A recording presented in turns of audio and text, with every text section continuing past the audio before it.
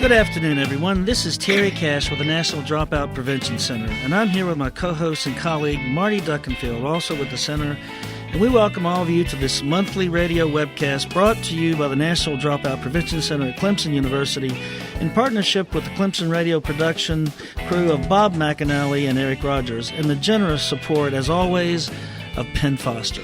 Well, good afternoon, everyone. It's always good to have you back with us for our program today for solutions to the dropout crisis. We're always happy to have our regulars join us again, but we always like to welcome the new listeners to the program, Terry.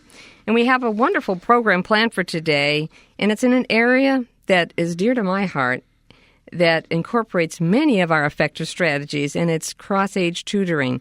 We're really eager to get started with that, so I know you listeners are as well, so let's get moving. First of all, we want to remind our listeners of the materials that are provided on the website for today's program. First of all, if you look at the top, there's a slide presentation, which is, in fact, the PowerPoint to support today's discussion.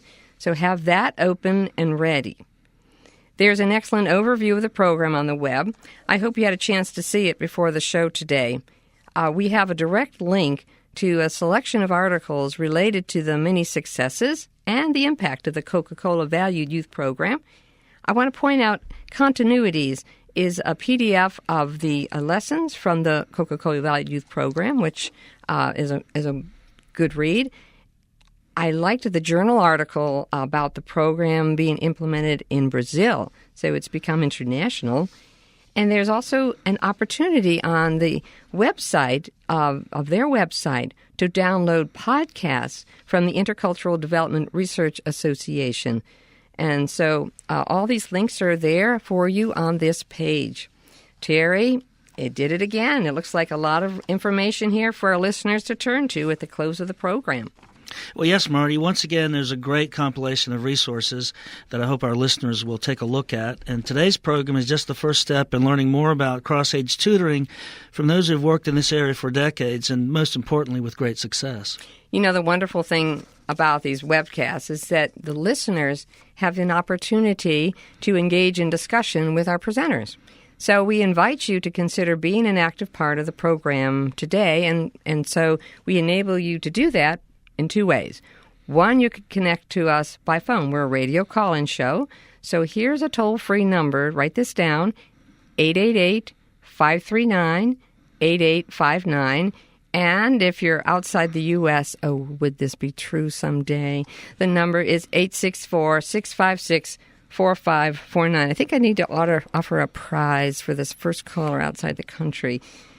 You may begin calling in now or any time during the program, and we'll put you on hold for a few minutes, but we'll try to get to as many of your questions as we can during the broadcast. Now, we also accept email questions sent to our email address, and that's ndpc@clemson.edu. Put the word solutions in the subject line so I can spot it right away, and we'll try to get to as many of those questions as well. So we're looking forward to the calls and the questions today. Our topic today, Marty, this month is a cross-age tutoring program with decades of research behind it, with a creative approach to both tutoring and dropout prevention. Joining us today from San Antonio, Texas, at Texas Public Radio is our longtime friend and colleague, Dr. Linda Cantu, who directs the Coca-Cola Valued Youth Program. Linda, we're delighted to have you join us today. Thank you so much for having me today, Dr. Cash. I look forward to talking about a program that I talk about often and work with often. So thank you for inviting us. Well, thank you, Linda. I think it's worth noting that the Coca-Cola Valued Youth Program has been in existence longer than the National Dropout Prevention Center has. And also they were the recipients of the Crystal Star Program Award for Excellence in Dropout Prevention. For over 2 decades, this program has transformed thousands of lives, and the evaluation of this program continues to show great results. Today's program is a very important one, so let's begin. And be sure to call us with your questions. And that number, again, for our listeners, is toll-free, 888-539-8859. And for those calling outside the U.S., 864-656-4549. So, Linda, let's turn to the PowerPoint that you have and learn more about this new perspective that you'll be sharing with us today. Okay. Thank you so much. Well, I'm on the page 1 slide, and it's titled IDRA's Coca-Cola Valued Youth Program Successful Dropout Prevention. And I want to say a little bit about the fact that, as you mentioned, Coca-Cola Valued Youth Program is a nationally and internationally recognized dropout prevention program. And you can find information about our program on the websites from the U.S. Department of Education, on your own website, on the NDPC website, on the Texas Education Agency website, and on many other websites that refer students or programs or school districts to dropout prevention programs. So we're a well-known program, and we have been around, as you mentioned, for 26 years. We're in our 26th year. Last year we celebrated a 25th anniversary. Coca-Cola Valued Youth Program belongs to an organization called Intercultural Development Research Association, IDRA, IDRA, here in San Antonio, Texas. IDRA is in its 37th year. It was founded by Dr. Jose Cardenas, who many, many years previous to directing IDRA was the superintendent of the Edgewood Independent School District and made great strides in a district that in the state of Texas is struggling to help kids be successful. So he worked in that district and made many changes and many additions to it that would help students in that school district. And truthfully, one of the things that he added to that school district was Coca-Cola Valued Youth Program, and that was prior to it being known as Coca-Cola Valued Youth Program. But before I talk more about Coca-Cola, I do want to talk about IDRA. IDRA itself is in its 37th year. Dr. Jose Cardenas was the first executive director of IDRA, and he led the organization for, I think, 20 years. 20 years he was the executive director. Currently, the executive director, who's been the executive director now for 18 years or 17 years, is Dr. Maria Robledo Montesel, who also worked many years at IDRA. But IDRA in and of itself works in the area of working with kids to help support them, helping school districts recognize that we need to value children in our community and parents in our community, and that mission has been there for 37 years. It's an independent, private, nonprofit organization, and its key issue is improving educational opportunities for all children. And I want to say there are various, we have 3 components to the organization. One of them is professional development. We work with school districts in Texas, but we work actually with school districts all over the United States, and they hire us to look at the areas of multicultural ed, bilingual ed, ESL. We do math, science, technology, and all of those professional development work that we do in the field, much of that is targeted toward supporting kids who are second language learners. And what we found over the years as we prepare teachers and school districts and campuses to work with second language learners, that all the things that we do to prepare those students, hands-on activity, more visuals, all of those activities help all kids in a classroom, all children, whether they're second language learners or not. And so what we learned over the years as we've worked with second language learners is that the kind of training and the kind of work that IDRA does professional development-wise helps all students be more successful because it moves into a more hands-on, visual way of helping kids learn language, math, science, and other things. In addition, we have a component that looks at research and evaluation. And the research and evaluation part of our organization, many organizations, many districts hire external evaluators, and they often come to IDRA to be their external evaluator. So we have that component to our project, in addition to the fact that we do our own research and our own internal evaluations that are that particular division works on.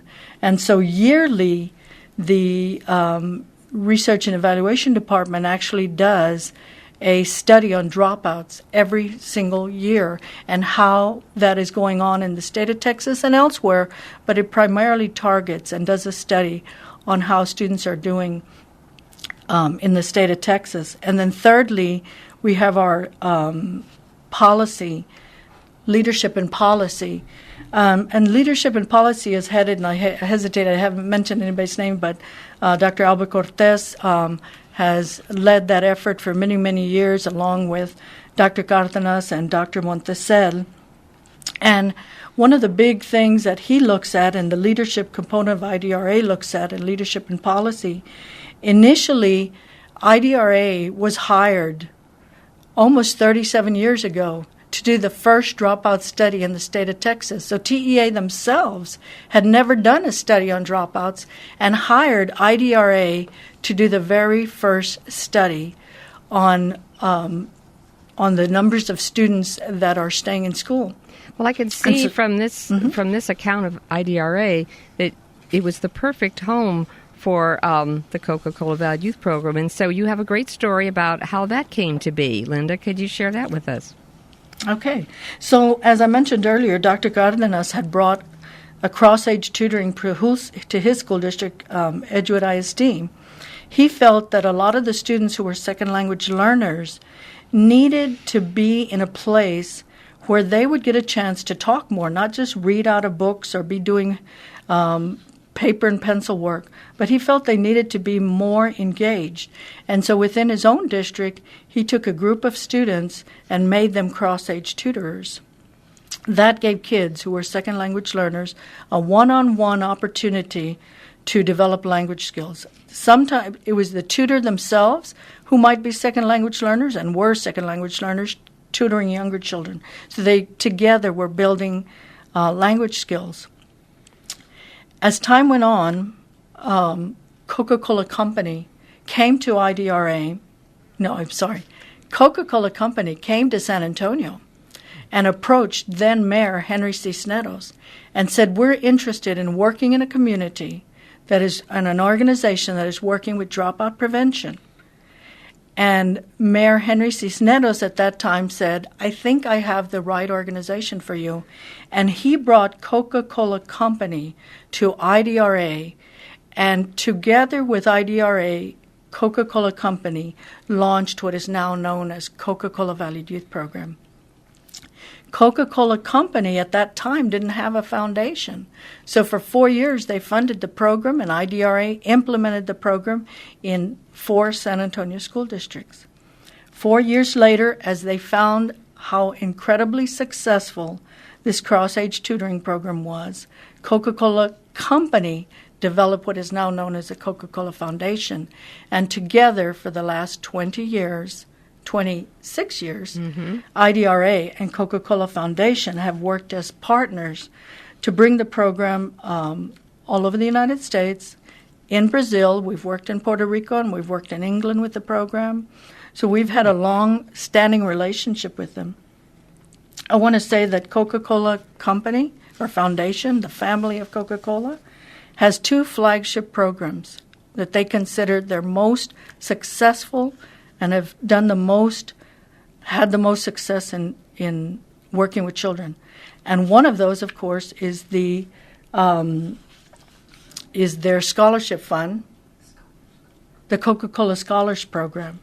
And the second program is Coca-Cola Valued Youth Program. So if you go to their website, they honor both of those programs on their website. Well, this is great. And now we can get into finding out what is so wonderful about this. I have to tell you, when I first started working at the center back in 1988 and 89, one of the first programs I learned about was the Coca-Cola Valued Youth Program, and it has been very formative of my whole outlook on education ever since. So I'm so excited about having you here today because it's been a key part of my professional life. So let's share this with our listeners now because I hope it's transformative to them as well. Okay. And I want to say thank you to NDPC because we do present every year at NDPC and many other conferences, but we do, and thank you so much for always hosting us there and for doing the work that you guys do in the field.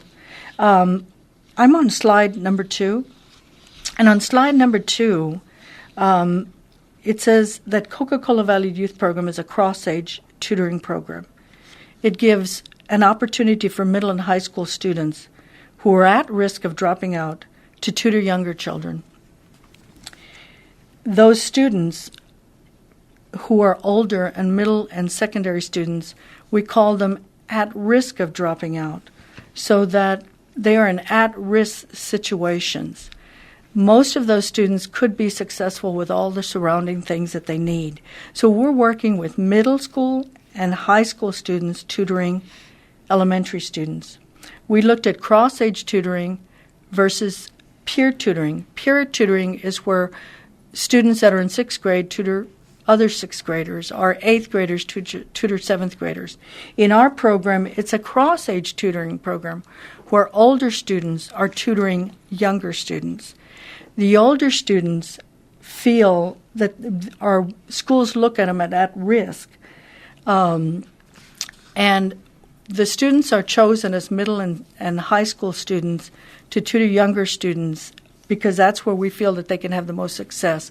IDRA did a study in the original 4 years that they ran the program and found that the most significant differences for the secondary student who is the target of Coca-Cola Valued Youth Program, even though the elementary students are benefiting from the program, and they do enormously benefit, it is the secondary student that IDRA has focused on with Coca-Cola Valued Youth Program. Linda, do you have a structured risk assessment tool that you use? The approach that IDRA takes, because we work with school districts all over the United States and all over, in Texas, all over the United States, and some in other countries.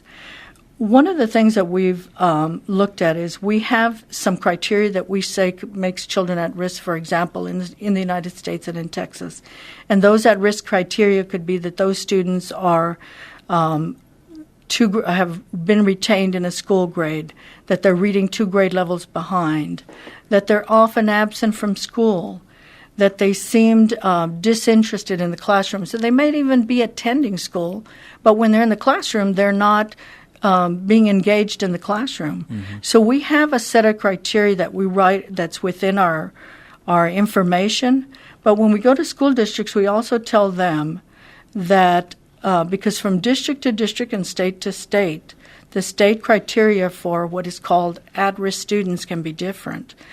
What we found over time is that it's very similar, but it can be different. So we tell school districts, we think they should fit into this criteria. It should be students who are considered at risk of leaving school. And we say that in reference to the fact that when I make presentations, people often talk to me about the National Honor Society, for example, being tutors. And I tell them, those are great tutors. They're fabulous. But we sometimes forget that students who are in at-risk situations can be just as good. Mm-hmm. But we're fearful of putting them in that spot because we don't know how it will work.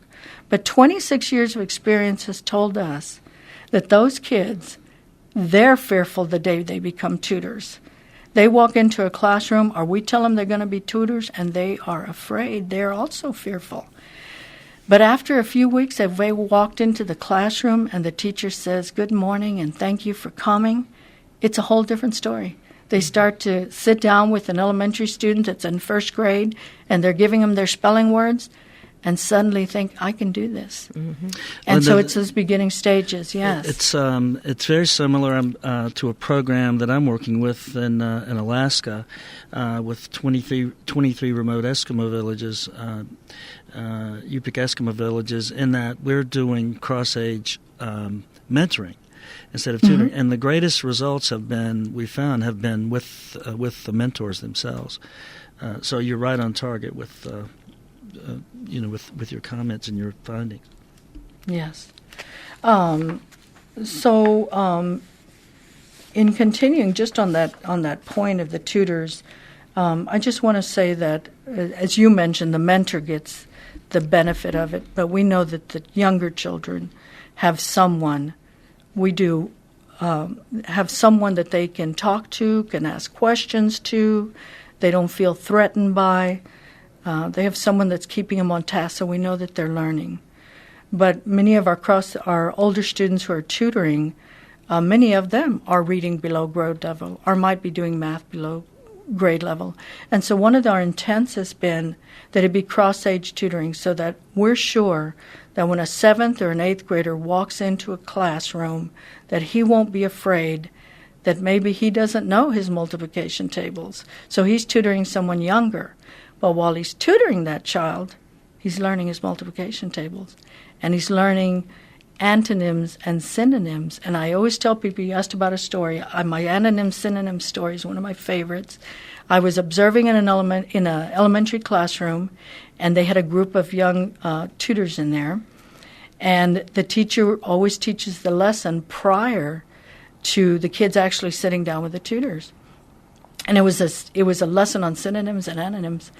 And the teacher would ask a group of second graders, what is the opposite of night?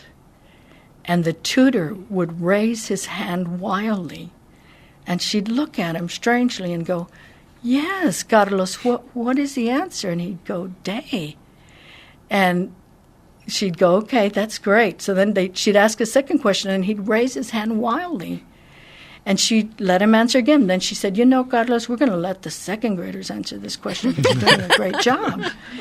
And the intent of that was, here's a guy who's 7th grade, but he's in a classroom and he knows all the answers. Yeah. He gets a shot to show that he can do a good job. And so it was a great opportunity. When I watched him and the teacher interact, it was a great chance to see a child be successful. Right.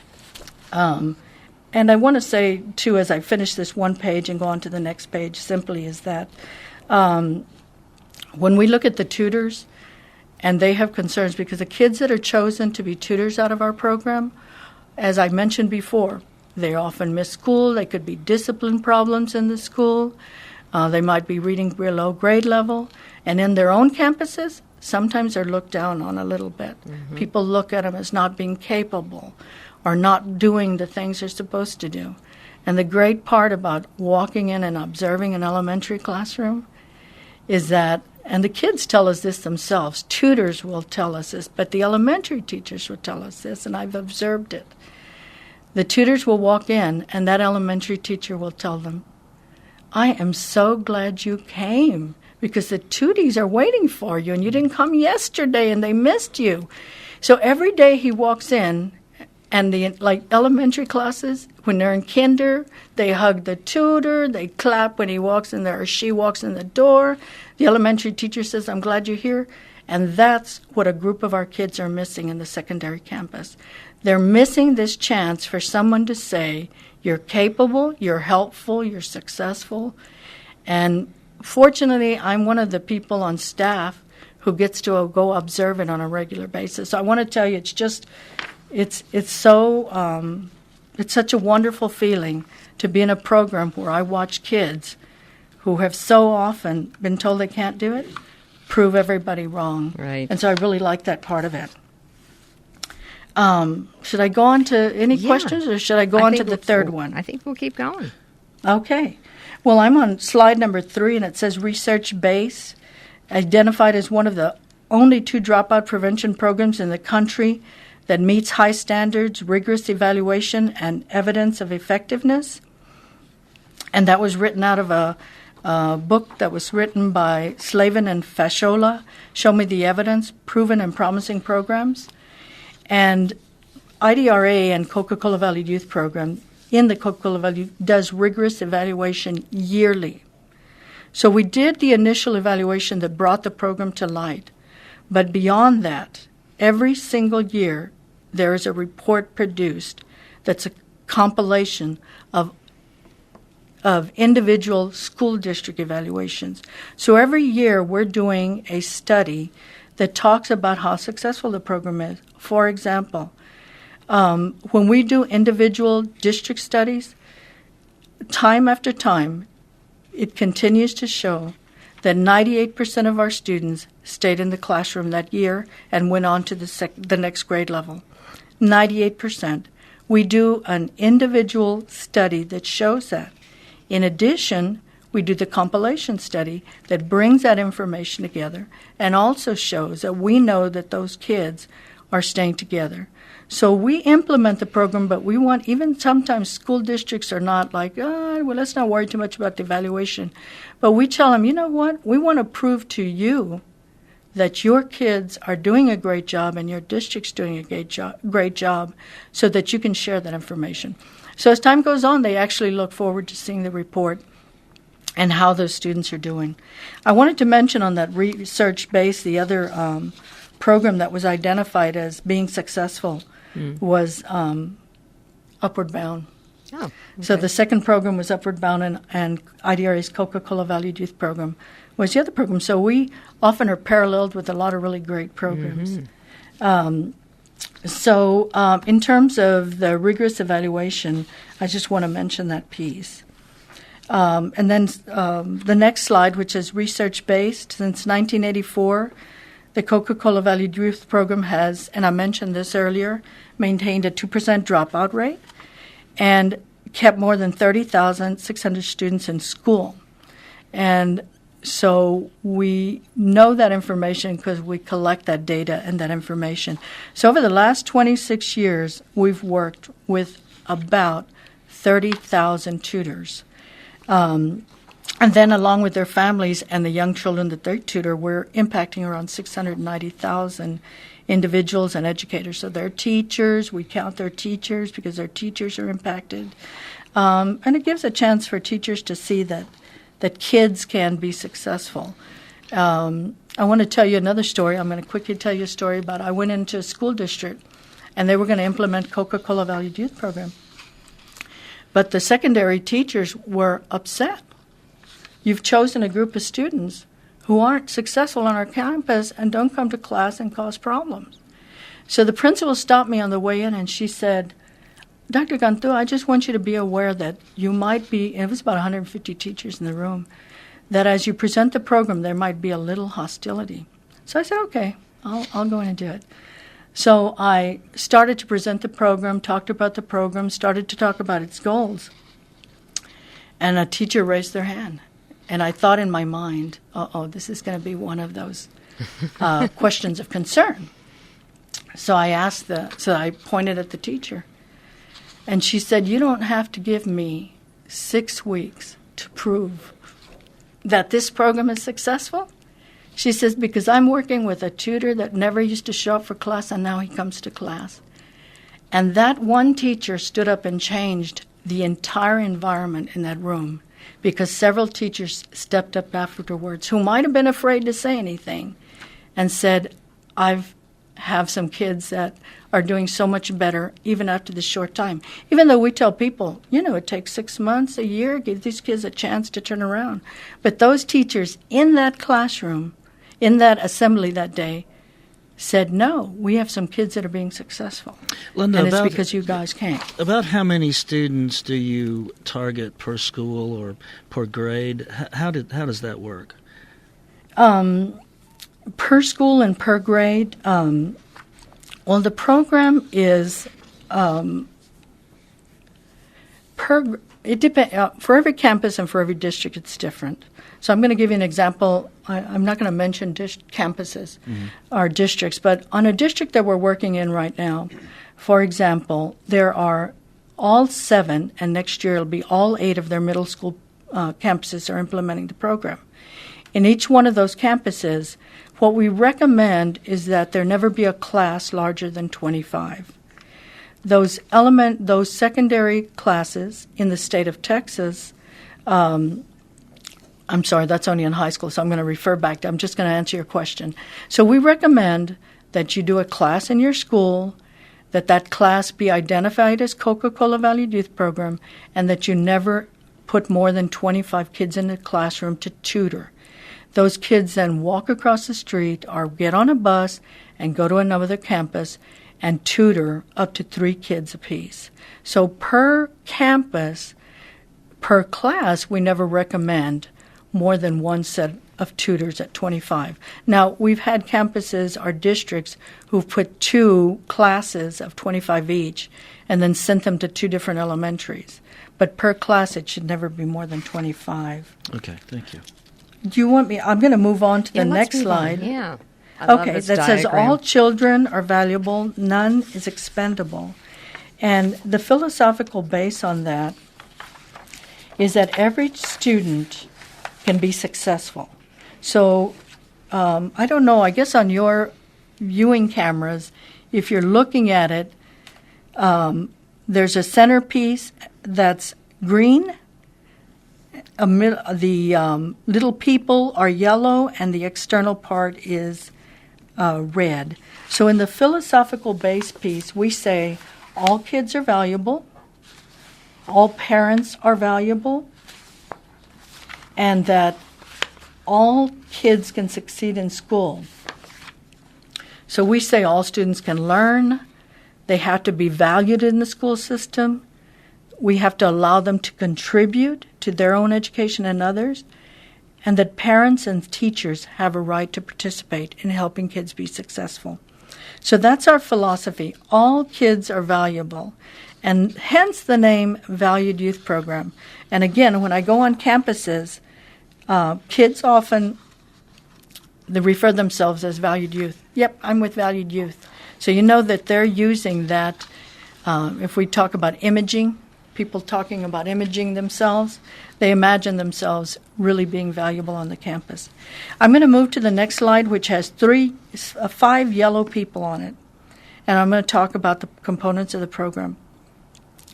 There are 5 pieces to our program that anybody who's going to run this program, they implement these 5 pieces every day, all week long. These are the pieces that are part of our program. Tutoring sessions. So every day, what they do is in a classroom, they're going to set up a class, in a school, I should say, they're going to set up a class called Coca-Cola Valued Youth Program. They're going to put up to 25 kids in that classroom. They're going to be our tutors. Then there's going to be classes for tutors. They're going to meet 1 day a week. Then there's going to be student recognition. There's going to be role modeling and field trips. So I'm going to go to the next slide. Right after that, just describing that. Tutoring sessions. Kids would tutor 4 hours a week. So if you're in a classroom, every single day, it's first period, they all go over to the elementary and they tutor for an hour. In our program, kids are paid a stipend. So they each get an hourly wage for every day that they tutor. That's an interesting piece that's brought up. But yeah, look, could I ask you a question about that, Linda? I have to tell you that getting awareness of the Valued Youth Program 20 years ago brought me to the service learning world. And that's a world, of course, where there's volunteerism for doing things like cross-age tutoring and many other projects. And in that world, paying for services is sort of like, oh, no.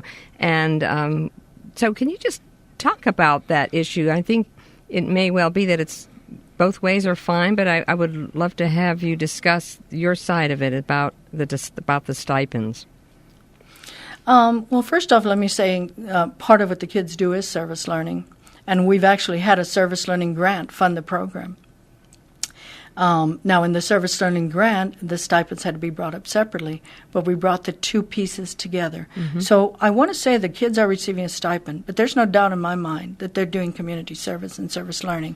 And actually, in school systems, many campuses that require that service learning credit, they actually put Coca-Cola Valued Youth Program in that slot. Mm-hmm.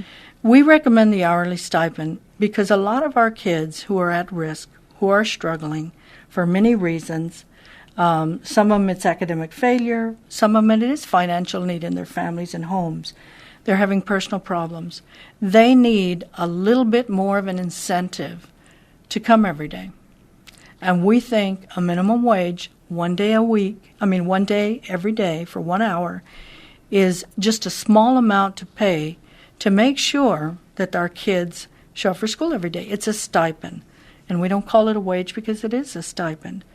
I want to tell you that stipend over 1 year amounts to about $250 per student. So we're not talking about an enormous amount of money that kids are earning, but they're doing community service, and they're earning a minimum wage stipend to participate in the program. The kids take that stipend, and I want to tell you why it's so important for many of our kids. I've had so many kids and so many teachers tell me that they paid the light bill with it. I went to a school in Arizona, and the teacher told me, and she brought the boy over to me, and said that he had saved his money to buy his mom a refrigerator. A washing machine. Not a refrigerator. She bought him a washer because they didn't have a washer in the house. So he had taken his money and saved it so he could give it to mom for the washer. Now, those are kids. It's not we're just giving kids money for. A lot of these kids need that money as an incentive. Right. I want to tell you, at the end of the year, a lot of those kids, when I interview them, because we do not only we do qualitative studies, and in the qualitative piece, kids will tell us, I would have done it without the stipend. But they say that at the end because they build up this love for what they're doing, but they really did need that opportunity to build it in. So I want to tell you, in our program, the hourly stipend is non-negotiable. Thank you. We think they're doing both. Yeah, I can see some real value there. Okay, what else goes on in these tutoring sessions? Okay. One of the things we also say is that the tutors are there to support the teachers. So we don't send in a curriculum to the classroom. The students walk in, they watch what the teacher's tutoring, working on and teaching, and then the teacher gives the tutor the activities that he or she should follow with the kids. So if they're doing spelling that day, then she gives him the 3 tutees that he's been assigned, and he works with them on spelling on that day. So if they're doing math that day, then they're doing math in the classroom. So we don't send in an extra curriculum. The curriculum is the teacher's classroom curriculum. Mm-hmm. So what these tutors are doing, whatever the teacher needs, they're supporting the tutees in that work. And so that gives this teacher, she picks 2 or 3 kids she really thinks need a little bit more support. Some of them need English language development, and so our tutors come in and they help them learn some of those skills in English. There's a 4-year grade level difference, so we always know the kids are older than the students. We actually did a 4-year pilot program where we did closer ages, like 8th grade to 6th grade, and in our estimation, it didn't work as well. And it's because as they get closer to that age, it's harder to discipline a younger child. It's harder for the tutor to try and get a 6th grader to sit down and do his task versus sitting down a kindergartner and getting him to do his task. So we always recommend that 4 grade level difference because over 26 years experience, we found that's the best success model for our tutors. And they're in a classroom with the teacher. They must be in the classroom. They cannot be in the hallway. They can't be in the library. This is a supervised program. But they're doing what's going on in the classroom. 1 day a week, I'm on the next slide that says classes for tutors. So that's what they do in the classroom. And so 2 things are happening with our kids. They're teaching younger children, and those younger children are doing better in class. They have someone to sit down with them and teach them how to do their multiplication tables, for example. And then the older student is also learning to read. And I went into a classroom one time, and one of our tutors was sitting in the corner with his tutee. And I could see that he was struggling a little bit, but he was reading that book along with the tutee. And together they were just enjoying that book, even though the tutor was also struggling a little bit. But he was learning to read and develop some of those language skills or reading skills that he missed on the way up. So we often tell people we understand that a reading class, an 8th grade reading class where you place 8th graders in a class where they have to read in 4th grade or 3rd grade books, Sometimes young people can be very resentful of that, and so they're afraid to tackle it. But when you put them in an elementary classroom and they're reading a fourth grade level book, they don't feel quite as embarrassed. I mean, they don't even know that that's the intent of it. So they're developing that skills. Classes for tutors, 1 day a week. They do stay behind. I'm on that slide called Classes for Tutors. They do stay behind, and the teacher works with them. She works with them on classroom management. We'll have kids tell us. I have 3 tutees. They're all in first grade, and they don't want to sit in their chairs. So how can I tutor them? And so the teacher gives some examples, these, happy faces, or reward them, or how to work with one, and then the next tutor, the next tutee, and the next tutee. So the teacher is giving them examples of that, how to help them and how to do better. What we found with the tutoring in combination with these classes for tutors is the reflection piece starts telling kids, this is how I treat my teacher. When she's trying to teach the class, I'm talking. When she's trying to get me to do my work, I'm not listening. And they start to reflect and decide, you know what? The way those little first graders are acting, that's the way I act, so I better start doing better. And that's why a lot of our kids get off that disciplinary plan, because they realize, I got to do better in my class. And they want to be good role models as well. So they do that during their classes for tutor. They plan for how to do reading, how do you help a child learn a new word. So they do those kinds of things in that Friday class. In addition, in that Friday class, we have 2 other pieces, and I'm on the field trip role model slide.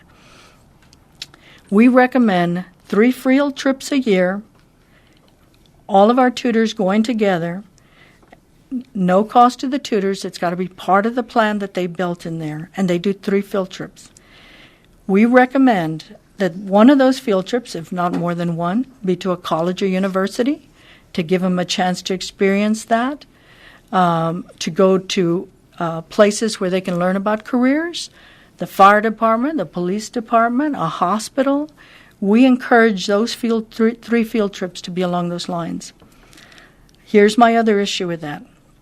I have talked to so many administrators and teachers who we have to convince to send them to a college tour, because they often tell us, these kids aren't going to college. And we have to convince campuses and school districts that we don't decide who goes to college, and everybody gets a chance to experience it.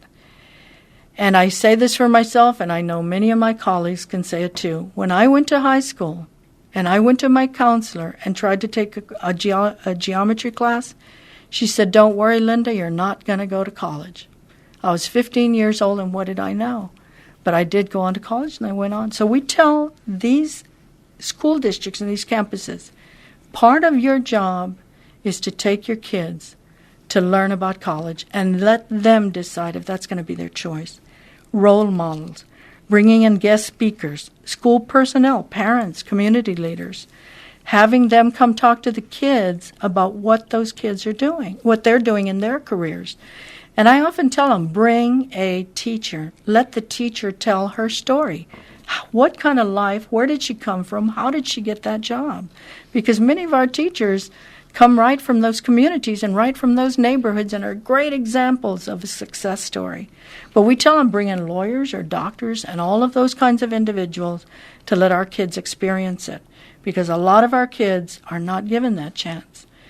And I'll tell you, on these 2 specific pieces, the reason I like Coca-Cola Valued Youth Program is because little by little we start turning teachers and school districts and campuses around, and they'll start saying, okay, we're going to do it because it's part of the program. And then suddenly they're convinced it was a good idea. And so our role models, I'm going to give you the negative side of role modeling. I often go to campus and they'll tell me, well, we're going to bring in the truant officer. And I said, you know what? I'm not telling you not to bring in the truant officer to the school campus and talk to all the kids, but don't bring them to Coca-Cola Valued Youth Program. let's change the way we're doing things, and kids are going to start coming to school. And so we just try to encourage them. Use positive role models. Give the kids a chance. Absolutely. So, I have to tell you one more story as I go through that, because you told me to tell stories, so I'm going to tell you these stories. I went to a campus, and I had presented for a group of teachers again. And the teacher coordinator for our program told one of her students, who happened to be a Coca-Cola valued youth student, would you help Dr. Cantu carry her stuff to the car? And she says, okay. And he says, I will. So he's walking to the car, and I'm not asking him any questions. This child is talking to me. And he says, I'm valued youth. And I said, you are? He says, yeah, I'm valued youth. He said, and you know what? I used to be a troublemaker on campus. He said, and when I would go outside and there was a problem or a fight, the principal would come over and he'd tell me, John, you come inside. And he said he was right. I was part of the problem. I was part of the fight.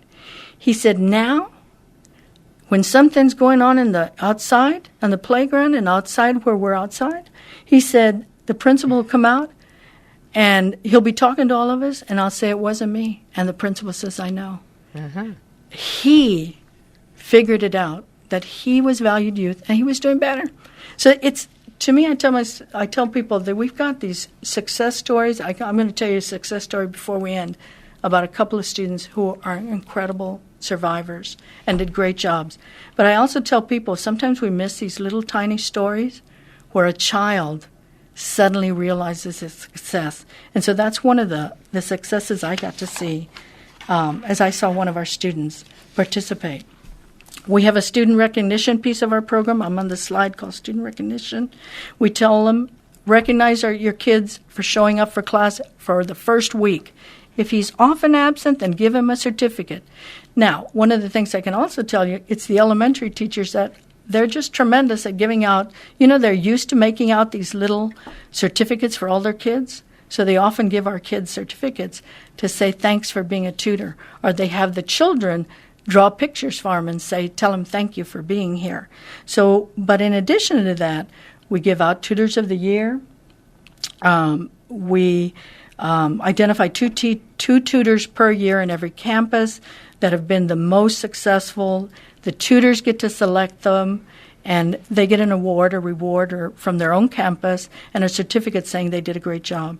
In the last 2 years, we've hosted an essay contest. And in the essay contest, this year alone, we received 121 essays. We had 3 middle school winners, 3 high school winners. Yes, they got a small compensation for being the winners.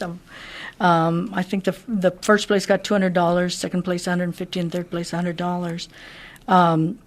But we tell them, I've got to go into campuses where, I'll ask you, and in your mind you answer the question. When you hear the announcements on the intercom, who normally gets to do those announcements? Answer that question in your mind, because I have an answer for that.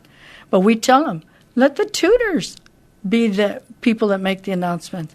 And so many of them, for the rewards now, start allowing our kids to be the ushers at many of their events, making the announcements and all of those kinds of things.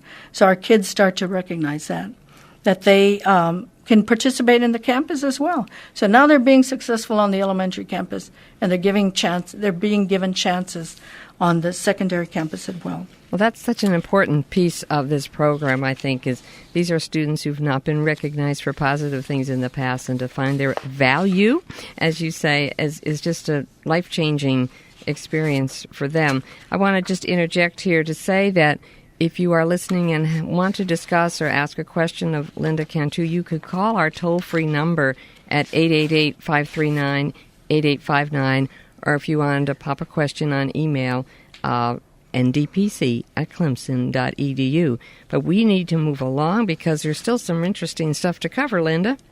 Okay. I was going to give you 2 more stories, but I'm not. Okay, so that was part of the student recognition. That is our programmatic piece. Those 5 pieces I talked about, the tutoring, the classes for tutor, the student recognition, the role model, the field trips. In a 1 year of a program, if you're going to run a program, you're going to do those 5 things all year long. So those are part of how you run a program. Okay. In addition to that, we have what we call the support parts of the program. The curriculum. Yes, we do have a curriculum. It's the curriculum that's used in the classroom on the Friday classes. And it's the part of the curriculum that looks at leadership. So there's some leadership activities in there. The curriculum also talks about high expectations, careers. So the kids are doing a lot of activities that combine with their field trips and all of that, that are out of the tutor workbook as well. And then within that tutor workbook, there are activities that the tutor can take to the elementary campus if they have a little bit of leftover time when they're working for tutors. So we have a curriculum that is used for that purpose. In addition, what's the coordination? For every district that we have and for every campus, the people that have to be involved is there needs to be a district-level person involved in this project, someone who's overseeing it together with IDRA to making sure that all the pieces are in place. The 2 principals are involved, the secondary principal and the elementary principal. The teacher coordinator, the person who is going to be the teacher for that class is called teacher coordinator. They're part of this coordination team. We have an elementary representative. We want an elementary teacher telling us, joining our team, saying, this is what we need to do on the elementary campus. This is what the elementary teachers are saying. And then in addition, we have an evaluation person, which is also often a counselor, and someone who works specifically with parental involvement. So someone who's making sure that the activities we do involve the parents. So that's a team approach. We meet 3 times a year. They're called implementation team meetings. We meet at the beginning of the year to orient everybody as where we are in the program. If you're brand new, we give an orientation. If you're a returning site, we discuss how did things go last year, what do we need to do this year. We do that 3 times a year. We do it at the middle part of the school year. We bring everybody back together. Is it running the way it's supposed to be running? And thirdly, we have one at the end that kind of wraps up. Are we going to make the changes this year for whatever needs to take place next year? So we have that team that is constantly involved with the program to make sure that it's running well. Another important piece of our project, the next slide, is family involvement. We're not going to run a program unless we know that the parents are invited and welcome to be part of this project. And when they come to family involvement 3 times a year, our intent is not to talk at them. Our intent is to involve those parents in what we're doing with their kids. So oftentimes at the very beginning of that first parent involvement, it's the kids that do all the presentations. They come and tell their stories to their parents. This is what we're doing in this class during the school year. So already they get to see their kids be successful. Plus, we do things with those parents, too, that involve college activities. We bring in speakers for college because we want these parents to know, of course your kids can go to college and will go to college. We don't want them to think that the only reason they're coming is to find out that something isn't working or this is what you should be doing. Yeah, there are things as parents we should all be doing, but our job is to bring parents into this program to talk to us about what their kids are and what their kids' needs are. So we do a lot of family-based activities in the classroom, and that includes, too, I went to a session recently, and I say this for myself as an educated person, but, having a college degree and finishing and having been a teacher, when someone tells me you need 22 credits to graduate, a lot of us don't understand it. And which 22 are they, and how do you get them, and what's the problem? And I actually participated in a session where the principal said, come and help me. We've got 2 languages in the group, and I need someone to be translating everything I say. And her intent was not to tell those parents, you need to do this or that. She wanted to tell them, just in case you aren't understanding this, your child needs 22 credits to graduate. They're going to need 4 in language arts, 4 in math. And she gave them each a sheet and showed them where their kids were right now, just to kind of enlighten them about how things are going. So that worked out well for them. So I just want you to know, when we look at a parent, our intent is to say, We value your child, and you're important to this process, and we want you to be part of it. That's IDRA's philosophy. And so we do that in many other activities we do it, but we do it in our program. I know you told me not to do this, but I have to do this. I have to tell a story. And I'll be fast, I promise. No, I don't have much time. Keep okay, going. I'll be fast. We're gonna get to everything. Just keep going, Linda. Tell us our story.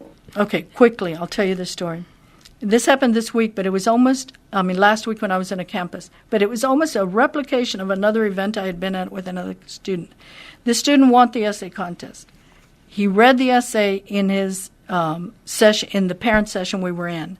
When it was all over, the mom and the grandmother came up to me and told me, without this program, he wouldn't have graduated from high school. They said when he wrote that essay and he read it to us, we couldn't believe that our son had done that. She got to hear the whole process. She got to see him do it. She got to see him move from one moment to the next. Mm-hmm. And she got to see the accolades for that young man. And the grandmother would not let me go because she had to continue to tell me what a great job he was doing. And so I just want to tell you that it's those kinds of things that are making kids be successful. You know, Linda, I think when this program is over, you and I are going to have another conversation because I think we got a book here of wonderful stories that there's so many. I know you've told me you have so many, but we want to get them out there. I'm telling you, I mean it. We're going to work on a book. It's a great story. They've got great stories. Great stories. So, let's move on. Okay, I'm going to move on. Staff enrichment. We do training, technical assistance, and implementation with those with the staffs we're working on. I'm going to move more quickly. Well, I've got don't go so fast now because we've got time, and I'm serious. We do want to look at each piece. It's important to us and our listeners.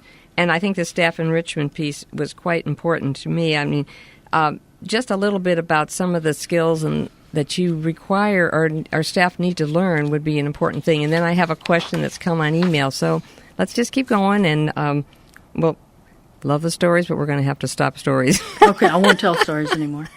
But staff enrichment, this for is staff important. enrichment, I think you and I had discussed it once before, but the staff enrichment piece, part of it is the implementation team. Part of it is we do orientations for the staff. So prior to our program started, we go to the elementary and the secondary campus, and we do orientations for those staffs so that they know what the program is about, why the kids are there, and what they're doing in the program. In addition, we work with the elementary campus.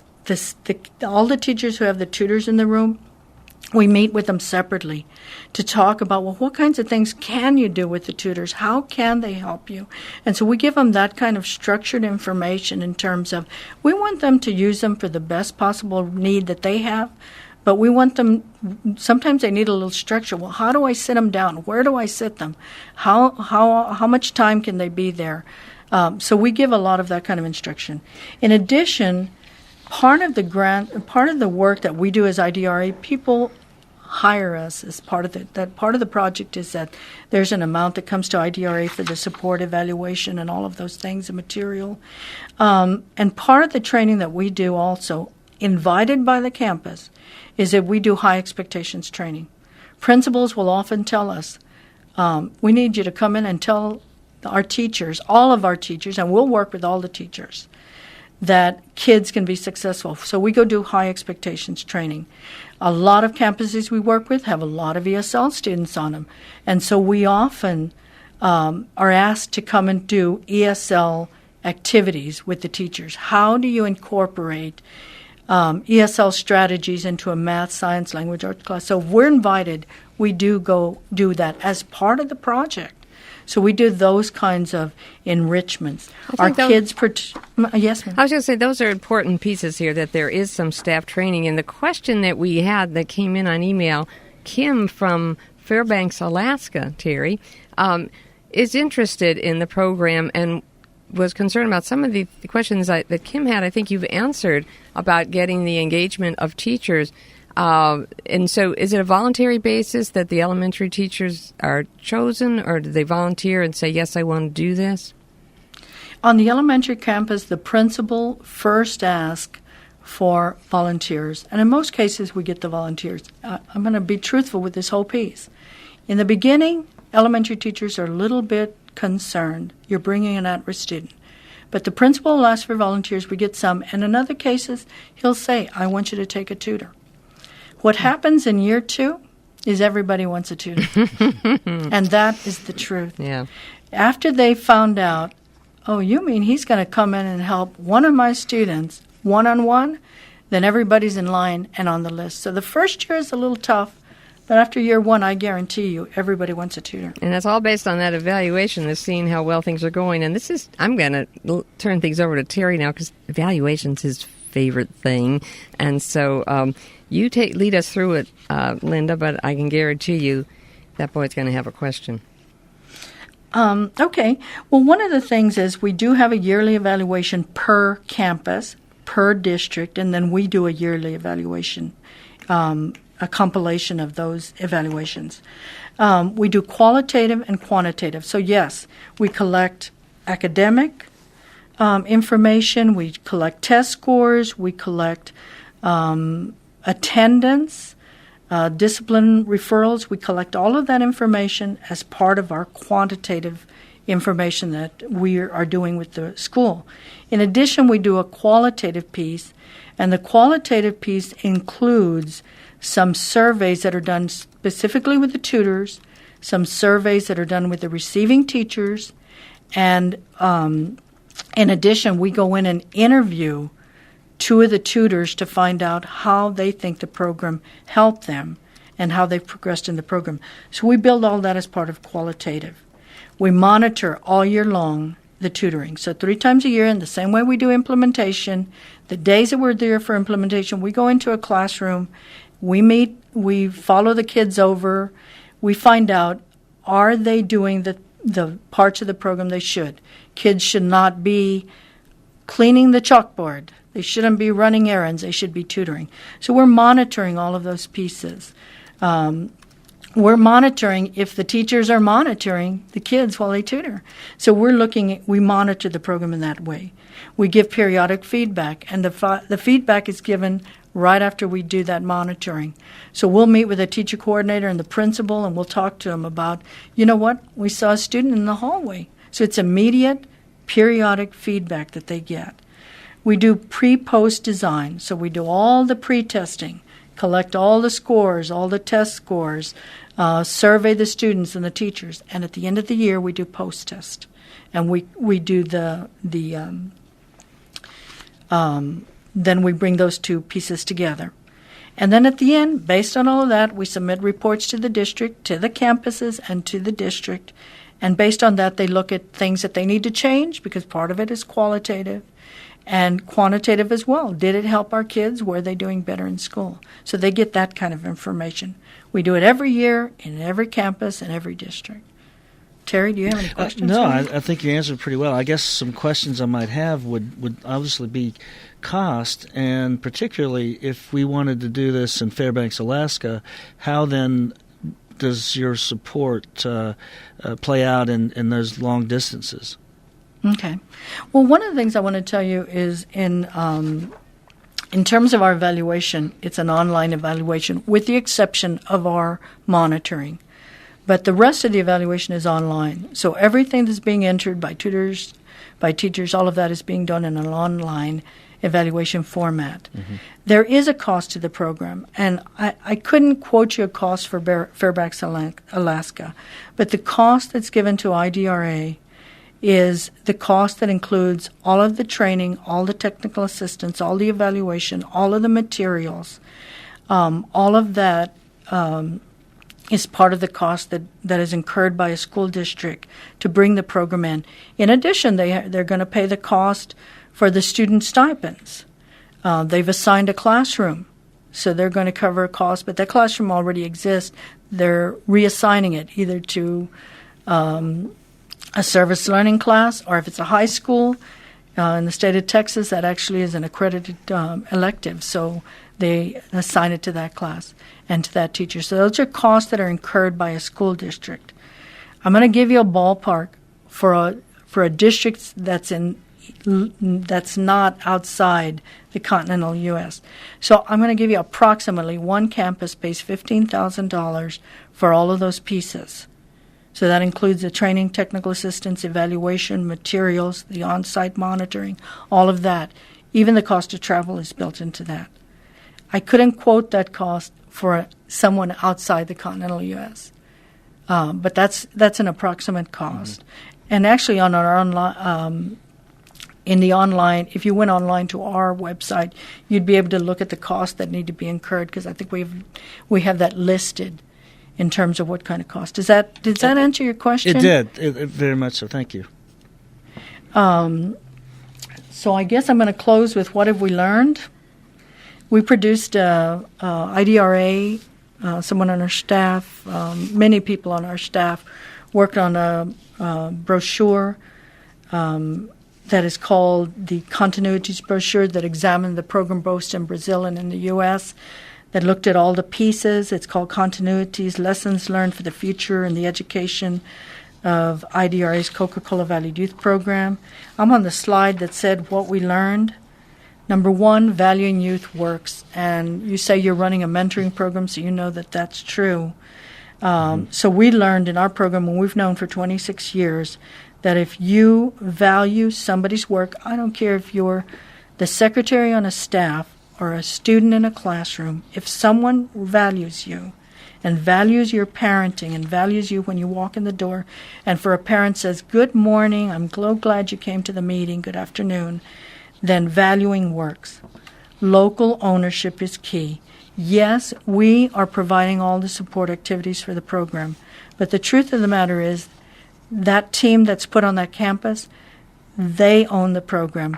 They're the ones that are running the day-to-day operations with our support, and they call us and email us often for support, and then we're on site up to 3 or 4 times, maybe 5 times a year on their campus. So we know that local ownership is important. What we've learned, number 3, is school leadership sets the tone. The principal, the program administrator on the district level, they're going to tell you, they're going to be the keys that say, we are going to work with these kids, and we're going to give them support, and these are the things we're going to do to make it work.